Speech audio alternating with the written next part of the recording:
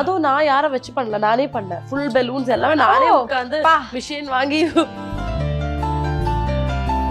இதுக்கெல்லாங்க sorry கேட்டிருக்கேங்க. அந்த மாதிரி வந்து கல்யாணத்துக்கு நெயில்ஸ் பண்ணிட்டு அந்த நெயில்ஸ் உடஞ்சிருச்சுன்னு உடஞ்சிருச்சு பட்டு இது உடஞ்சிருச்சு பட்டு என்ன பண்ண தெரியல அப்படின்னு சொன்னேன். சாரி ஓகே நான் சொல்லிட்டு போயிட்டேன். இது நடக்கும் போதே ஃப்ரெண்டையும் உட்காந்துட்டு இருக்கேன். அவ பார்த்துட்டு என்னடா இது இப்ப எதுக்கு நீ சாரி சொன்ன, அவங்க எதுக்கு ஓகே சொல்லிட்டு போனா.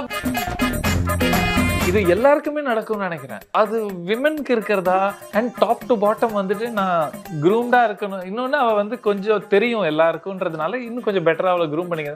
நம்ம பிச்சைக்கார மாதிரி போவோம். திடீர்னு ரெடிலாம் ஆயிட்டு வந்துட்டு இப்படி மேலே கீழே பார்த்துட்டு என்ன வேற யாருக்கு கூட போறியா, என் கூட வராது அப்படின்னு.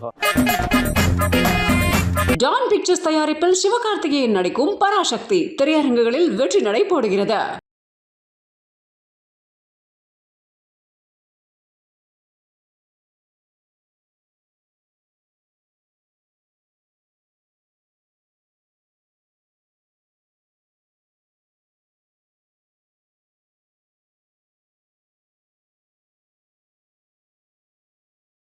சென்னையில் ஷிஃப்ட் ஆகிறதுலேருந்து இதுதான் முதல் தடவை நான் பெங்காலி ஆகிறதுக்கு ஒரு பலம், நல்ல பலம் கிடைச்சிருச்சு சொல்லலாம். பெங்காலி ஆனதுனால தான் இந்த கேரக்டரே எனக்கு கிடைச்சிருச்சு. அண்ட் உண்மையிலேயே சொன்னேன்னா என்கிட்ட கேரக்டர் சொல்லும்போது ஒரு அளவுக்கு இந்த மாதிரி இருக்கும் அப்படி சொன்னாங்க. அதுக்கப்புறம் ஷூட் பண்ணும்போது மேம்க்கு என்ன பிடிச்சிருந்த மேம் அது கொஞ்சம் டயலாக் எல்லாம் எக்ஸ்ட்ரா கொடுத்துட்டு கிளைமேக்ஸில் ஆக்சுவலி ஸ்கிரிப்டில் என்னோட டயலாக் எதுவுமே இல்லை. மேம் ஒரு பாட்டு போட்டுட்டு அதுக்கப்புறம் டயலாக் கொடுத்துட்டு அந்த மாதிரி எல்லாம் கொடுத்ததுன்னு இல்லை.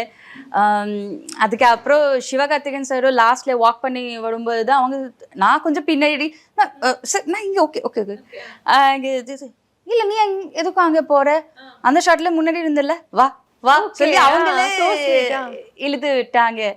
ஸோ அதனால உண்மையிலேயே அவங்கள அந்த சான்ஸ் கொடுக்கறதுனால தான் எனக்கு பெர்ஃபார்ம் பண்ண முடிஞ்சிடுச்சு. நானா நானில என்ன நடக்குது தெரிந்து கொள்ள உடனே கால் பண்ணுங்க.